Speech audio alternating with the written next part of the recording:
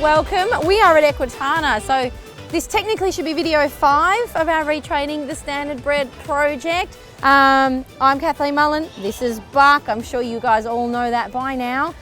We're here at Equitana in the Breed Village. Very, very excited to be here. Buck's been here a couple of days now. He's less excited than I am. He's a little bit tired. But we're here to do a little bit of a demo later today on retraining the standardbred. That's part of the education sessions. So we're going to take you through that demo. And in the meantime, though, we're going to actually go through and do a little bit of show prep stuff. Obviously, we're not at an actual show today.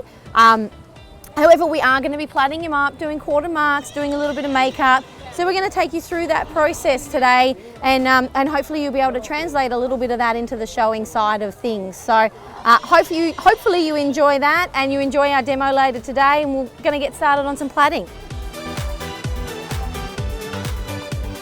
All right, so we're going to go through and show you how I plait. There's a million different ways to plait, a million different little foibles and techniques that everyone has that's slightly personalised to them. And it is unfortunately one of those jobs that practice does make perfect. So if your first few sets of plaits aren't that great, unfortunately, you just need to keep going. I have plaited for so long now, I could just about do it in my sleep. But you do need to take your time and allow yourself a lot of time. Don't try and plait up the morning of a show. When you're already a little bit stressed and you're under time pressures, you're never going to do a great job on these. So if you can try and do them the night before, and then just pop a skinny hood over the top, that usually actually, unless you've got a horse that's really itchy and rubs its plaits, you're going to find the plaits look every bit as good, if not better, the next morning after being under a skinny hood for the night. So don't be afraid to get going, in the afternoon before, get them done. So as you can see, I have started his plaits already. We've got down to sort of this end of his mane. So what I have here a sectioning comb, which has probably seen better days, but I have got it sectioned out to the width that I want my plaits to be. Because I sometimes plait ponies too, and horses with different sort of neck shapes. I do have a smaller one as well, but with Buck we do like the bigger one, so that's that one right there. So what you want to do initially is section out the mane. Try and get this seam here between plaits straight. You can see it's kind of zigzagged.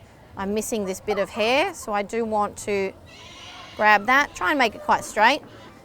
This is about the 3rd time Buck's been plaited in the last few days, so his mane is a little bit dandruffy and scurfy.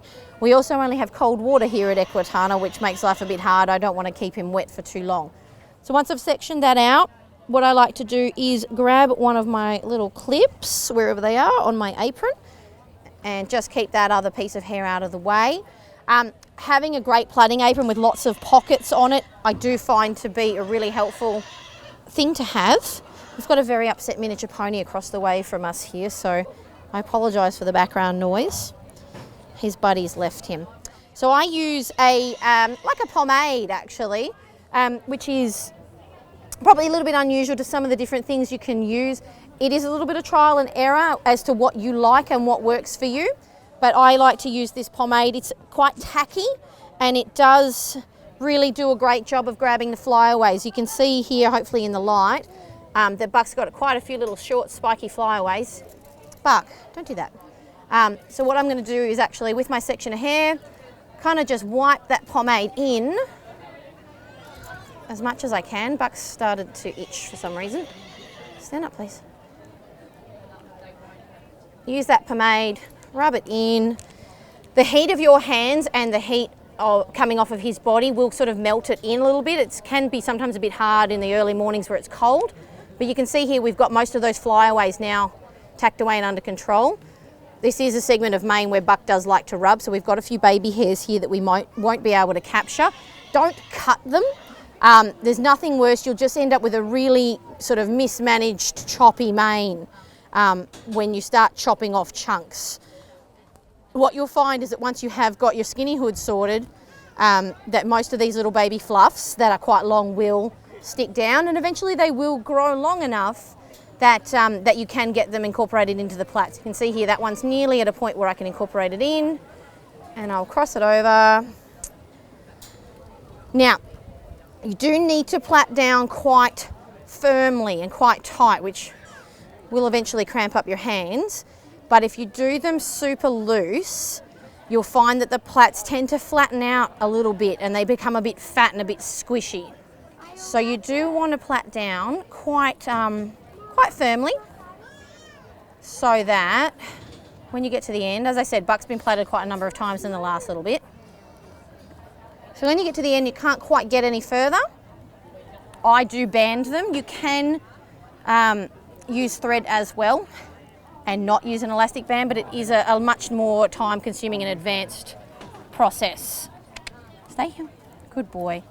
We've got a lot going on here, so it's probably not the ideal plaiting environment. I would suggest that you can try and plait somewhere quiet and calm, that you definitely do that.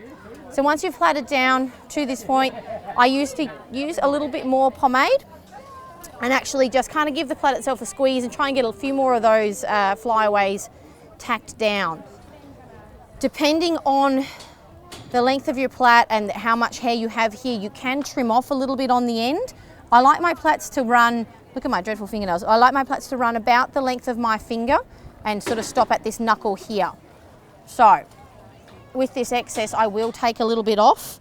Some people will say that that's blasphemy, but I do manage to get through most of my show seasons with my manes intact just by taking literally the end of this off. And I don't want to take it all. I probably want to take, you know, a centimetre or thereabouts. All right, so we've got our plait there. I'm just going to grab a bit of thread. I like to pre-cut and pre-section my threads. They're probably about 30 to 40 centimetres long, thereabouts. And I do have a knot on the end. I do like to pre-cut and pre-section these. Again, you'll find your own ways that things work better. Some people like to do it as they go, but I find having them pre-cut and pre-organised and pre-knotted makes things a little bit quicker. You can do that sitting on the couch at home one night before your show, and it's one less thing that you have to worry about. So I'm threading the needle, which is obviously always fun when you wear glasses and you're not wearing them. There we go. So what I want to do is try and take my needle that I've now threaded. Make sure that when you thread your needle through, that you have got quite a fair distance of thread pulled through. There's nothing worse than having it threaded like this and then you lose the thread and the needle and they come apart in the middle of a plait. So make sure you have got sort of 2/3 of it threaded through, so you've got a nice section here. Step back. Good boy. Well, mate. What you'll then need to do is actually grab your needle. Gosh, it's windy. Pop it through at the end of the plait, just above the elastic. You can go through the middle of the elastic, but it's normally very, very difficult to do that. What I want to do is actually take it literally just above the elastic. Then I'm going to take my plait and tuck it up and underneath. So what I can do here is actually loosen this section off slightly so that I'm creating a little bit of a hood that I can tuck the back of the plait into to create these nice little arches that we have. So we tuck that into there like so. Pull our needle out from the top. So you can see now I've sort of folded the plait essentially in half, and I've got the elastic and the little bit of tail hair tucked up into the bottom of the main line. So then, if I've measured it correctly with my little finger to knuckle length that I was saying earlier, I should be able to fold it again in half. Squeeze it with that finger there. Make sure that that little bit of tail hair is tucked under. I'm going to bring my thread back like so. Then what I want to do is actually try and squeeze it from the back a little bit, and with my forefinger and thumb kind of squash it up so it sits up over the horse's crest a little bit, over the top of his neck. This will help build the horse's shape so that, you know, if he has a neck, we're lucky Buck has a brilliant neck, really nicely shaped, but if you have a horse that has a bit of a straight neck, is lacking a little bit of top line, you can help create a little bit more depth by sitting these plaits up on the top of the neck. Conversely, if you had a horse with a really excessive crest, you could do the opposite to this and actually sit the plaits down into the neck, down at this level, to try and minimise that horse's neck if it was really over the top, like a little Welsh pony or something perhaps. So I've tacked back down. What you want to do is tack back through in almost a W shape. So I'm going out from sort of the centre out to the right, then from the right back to the centre, from the centre back out to the left, and that should be enough to keep it sturdy. You'll be able to feel it. There's a little bit of feel involved. It's not a It's not a science experiment or a baking recipe. You should be able to have a bit of feel to what's going on here. So like I said, we're plaiting under some really intense circumstances here right now. So what we'll do is we'll get through, and we can probably work through another one if we need to. I just need to grab my sectioning comb.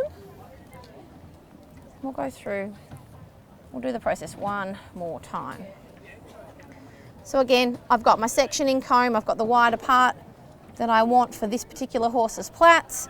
And again, this is a little bit of trial and error in terms of cutting your own comb to the width that you want it to be. So just experiment a bit. Again, I want that, see that line I've taken is not quite straight. So I just want to grab a couple of hairs and make it really nice and neat and straight, like a part, perfect part. Cool. So I've got elastics in my mouth, which probably people are wondering where the elastics are coming from. Pomade, just to tack down those little baby fluffs that are sticking out. Beautiful, like that. Section it out into 3, obviously just like a normal plait. So you've got your 3 sections, cross it over. If you can try and tack, if you need to get a little bit more pomade, just to tack those sides in. Like I said, we're at a section of mane that Buck really loves rubbing, so he has got a lot of little baby fluffs that hang out. Don't cut them, just try your best to tuck them in. You'll find once you've had your skinny hood on that it really doesn't matter. So again, we're plaiting, and we're plaiting quite firmly. I'm not tight against his crest. I have got a little bit of room, and you can see I'm starting to create that little curve and arch that the other plaits are sitting inside of. But the actual body of the plait itself is extremely as firm as I can make it without cramping my hands up.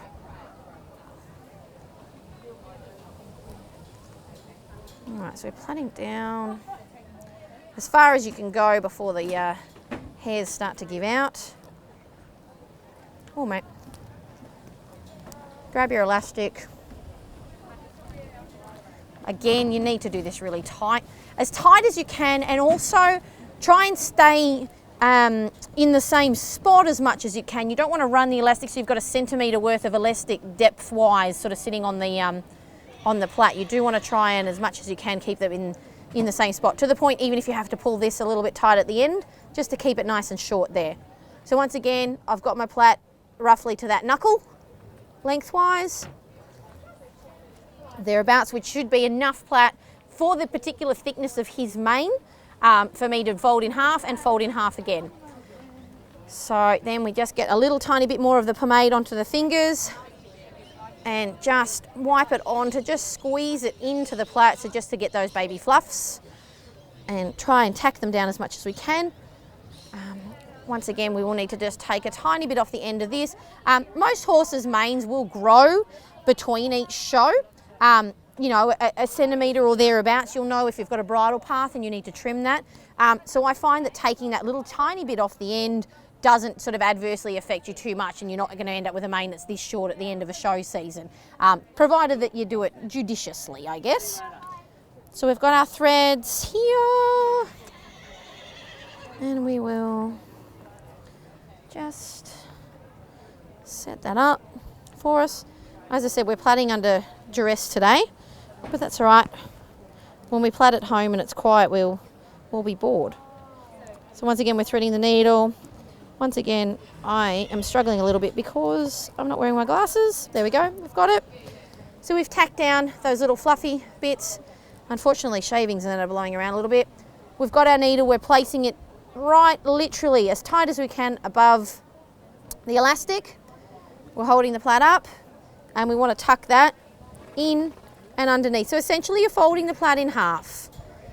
You end up with the elastic and the little tail of hair tucked underneath, tight against the main line. Pull your thread all the way through. And again, because we've sort of measured out the length, we know that we're going to be able to fold it in half like so. Get our thread, tack it back through the center and all the way through. Then we're going to come around with our forefinger at the back of the plait and our thumb here. Just pinch it up a little bit so that it sits up on the neck, and you can create that little bit of height, that little bit of depth and curve to a neck. As I said before, Buck's neck's great, so we don't have to worry too much. Thread back through the center There we go. Back down. And we're going to do our sort of, I guess it's like a figure of 8 almost, but a bit of a W shape. We're going from centre, out to the right, back to the centre, centre, out to the left. Pull it tight. Don't pull it too tight, you'll start to actually make your plait really misshaped. You want to pull it firm, but don't pull it overly tight. Back from that left-hand side to the centre, and we'll find that we're pretty good. Now, you'll probably wonder why I've got threads still hanging down here. What I do like to do, as I said before, it's not an exact science in terms of a science experiment or a baking recipe or something, is I like to have a look at my plaits once I've got a few down and just ensure that they are of a similar height and a similar level on the neck and stuff like that. And if I wasn't happy with any of them, I would be able to rethread my needle and just tack through a few more times to just try and tidy up that line so it was straight. I'm happy enough with these 3 that they are pretty even, pretty equal, they're pretty straight. So I'm happy enough to take those threads off now. So all I need to do is just pull them out a little bit, don't get any hair, give them a little snip, snip, and snip. And again, you would work your way all the way down through the mane. Plaiting can really make or break a horse's neckline. So I like to sort of have a look at the horse's conformation. As I was saying before, Buck's got a fantastic neck. It's not the longest neck in the world, so while some people would probably think that perhaps this wasn't worth plaiting, this section down here, I do find that the more plaits that you can have along the neck, it's going to create the illusion of him having a really lovely long front and a lovely long neckline. So, you know, it's showing, it's a little bit like makeup, it's the art of illusion, it's the art of trying to make the best of what you've got. So we do plait all the way down with Buck here, so that we can create that really lovely long length of rein. So hopefully that's a start for you in terms of plaiting, and you've got a bit of an idea on that. We're going to move on to some makeup and quarter marks in a minute.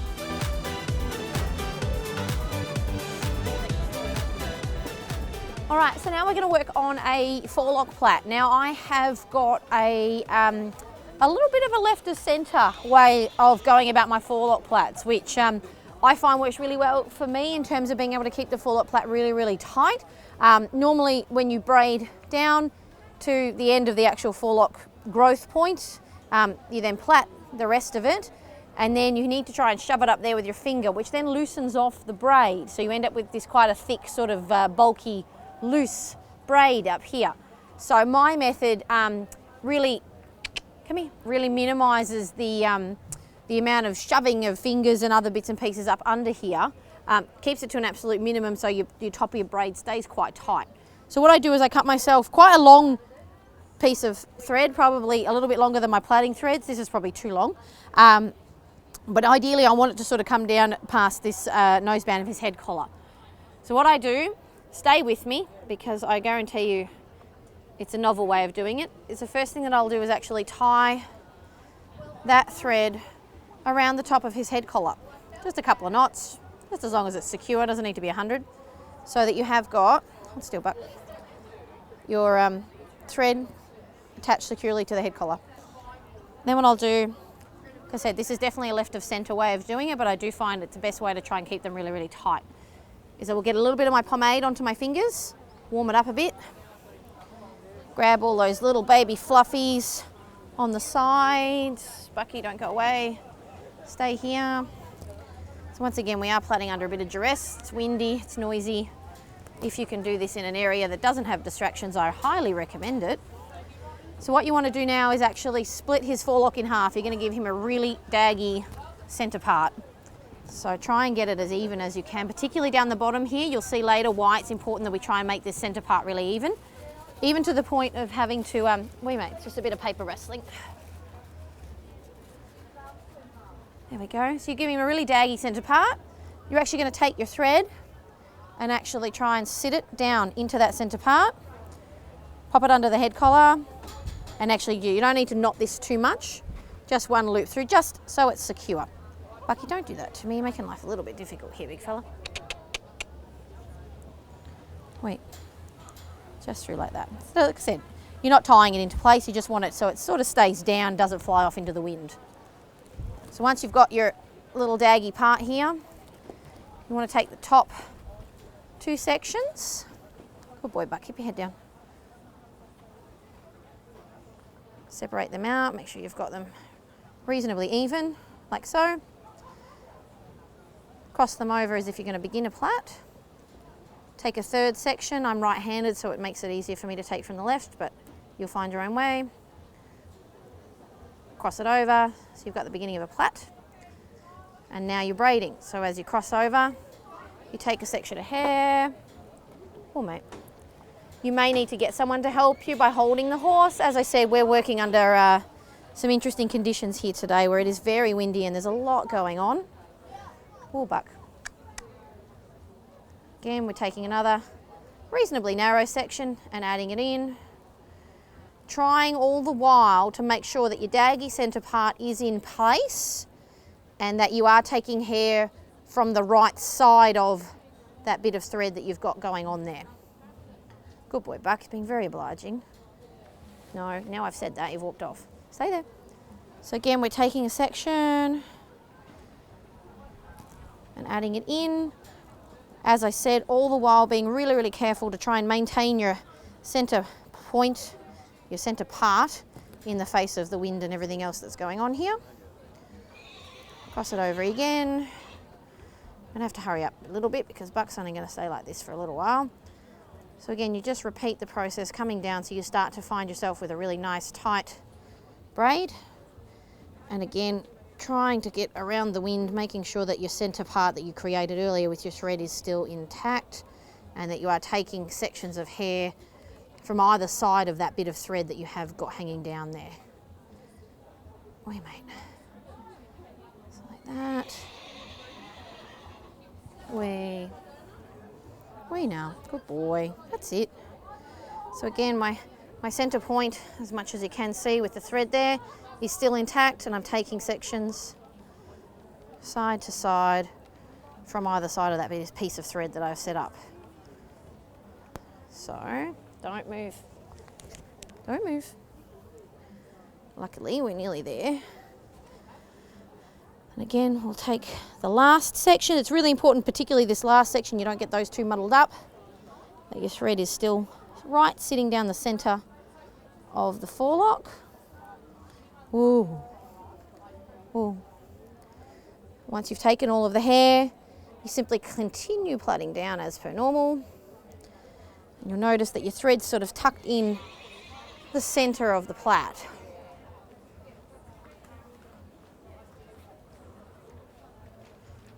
Oh, man.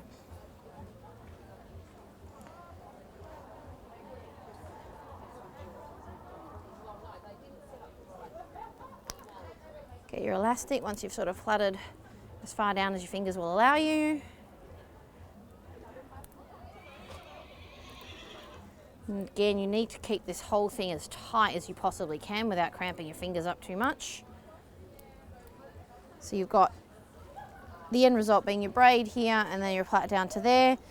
You may need to take just a few hairs off of this if you have to. If you can avoid it, then do, because otherwise you will end up with a bit of a square, daggy fringe. Wait, mate. So once again, I like to just grab my pomade. Buck's been plaited quite a lot in the last little bit, so he has got a few fluffies and a few spikies sticking out. So we just get that pomade, just tap it all in. Then I might just unravel our thread from our head collar. And we actually thread our needle through. Oh, matey.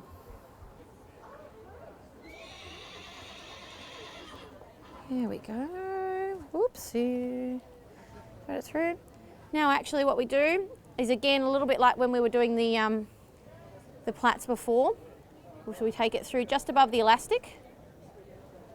Make sure you've got it all the way through so that your tail is also through as well. Wait, mate. Come here, please. Stand back on my step here because I'm not very tall. And you actually want to tack it through like a figure of 8 through the plait, just so it's quite secure. Wait, mate. Stop. Figure of 8, and then just knot it off. Like I said, it's a bit involved, but the end result is actually worth it, and as you get there, you'll become quicker at it. We'll just cut the excess spare piece of thread off. So I am left now with this attached to this end of the plait. Big loop, oops, I've got a spare bit there. Big loop that comes through here, it goes up through the center of the braid and obviously terminates up here at the head collar. This is where the magic happens. So I want to try and do this with my left hand, but I'm going to get in the way of the camera, so I'm going to do it with my right. So actually pulling that thread that's up here in the head collar through till it's taut. You actually need to tuck the tail of the plait up into the braid, and then with your left hand kind of guide it, and with your right hand you're actually tugging on this thread at the top here, and it should pull through into position, and you're left with a really quite tight plait where you haven't had to shove fingers or forceps or anything else up there. So you actually see the end result is that the plait is quite neat and it's quite tight still, you haven't loosened it off. And then all you do once you've pulled that through is actually just cut your bit of thread at the top, and then obviously cut your piece of thread off that you've tied to your head collar a little bit earlier. And that comes out. And I've not cut that very neatly, so I've got a little bit of spare thread up here, so I will just go back again, just get it properly. Pick a few little bits of loose hairs out here. And as I said, it's a little bit of an unorthodox way of getting a forelock plait happening, but I think you'll find that the end result is kind of worth the little bit of fiddling that you will do, because you've got a really nice, tight, deep plait that's not hanging out, it's not bulging out, and it adds to his head as opposed to sometimes a big, bulky plait, which can sometimes detract from a horse's head because you've got a big, loose plait sitting up here at the top. So that's how I do forelocks. You may be able to modify my method a little bit slightly, but I do find it's really helpful. So we'll move on to some of our other bits and pieces shortly. Boy.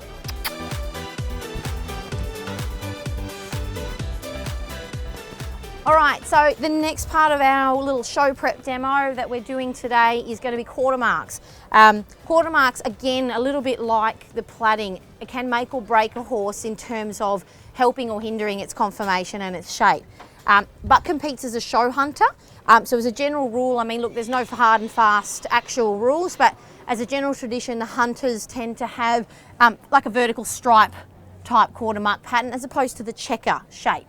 So what we're going to do today is give Buck some hunter stripes and some shark's teeth on his flanks. So the tradition behind quarter marks has always been, it's not just sort of pretty patterns, but it's a little bit of a way of showing that your horse is really clean, it's got a beautiful coat. A horse that's dirty or a horse that's hairy, their quarter marks are not going to shine or be as crisp as a horse that's got a really great coat. So it's a way of demonstrating and displaying the real quality that you've got in terms of the condition and cleanliness of your horse's coat. Buck's got a pretty good back end, so we don't have a lot in terms of conformational things that we're trying to hide or change, but definitely the angles and the way that you shape your stripes or your checkers can have a great impact on the horse's shape and the horse's body. So the first thing I'm going to do is actually wet this down with spray. It is a mix of water and like a rose oil type coat conditioning spray. You can use straight water. You can use any one of the commercial sprays that are designed for quarter marks. Just be aware, you know, with some of the brands, a little bit of trial and error that some of them, if you use too much product, they're going to come out white and a bit flaky. It's the same with hairspray. So I find at least with either just plain water or a water and like a coat conditioner or oil type spray, so I've got rose oil here, doesn't leave that sort of cakey effect, and it leaves a little bit of a shine on the coat. So once you've sprayed it down, it's nice and wet, and you've given it a brush so that all the hair is lying in one direction, and ideally you want it really lying from the point of the hip to the point of the buttock. You need to have it quite straight. Obviously their coat will fall in a bit of a natural curve down their bum, but the more that you can have it straight across, the crisper that your hunter lines are going to be. Take my step, because I'm vertically challenged. Jump up on board. Try and find the center line of where his spine runs into his tail. And again, I like to place mine sort of just the first one beginning at that top of his tail, top of his dock. Got the widest, this is a great little invention. This one's missing a little tooth here, but this is a great little invention from Wild Pony. You've got 3 different bits of comb, so you can do very small riding pony type checkers, the very large hunter stripes that I'm about to show you, or the sort of mid-sized checkers are good for hacks. So this is awesome. I know there's a couple of different companies bringing some out that are made of metal as well too, so that's really going to be very good. I can't wait to try one of those out. But in the meantime, I've got my Wild Pony marker. I'm going to come from the center of the spine to where the tail is, and literally as straight as I can, and with quite a bit of pressure because you want to make the hairs move. Drag that down. I want to go down past the point of his hip, probably about sort of just into his flank area, and I'll explain why in a moment. Again, this becomes a little bit of trial and error with the size and shape of the horse's bum in terms of how many stripes you can fit across and the distance between them. With buck, I know that about 2 centimeters is about right. So again, I'm going to drag down, trying to keep them even. If you don't have a ticklish horse, that makes it a little bit easier. You can see they're pretty evenly distributed between there. So again, I want the same gap between the second and third ones. And I'm going to drag the comb, or Bucky's a little bit ticklish on this top one, down as far as I can to the other ones.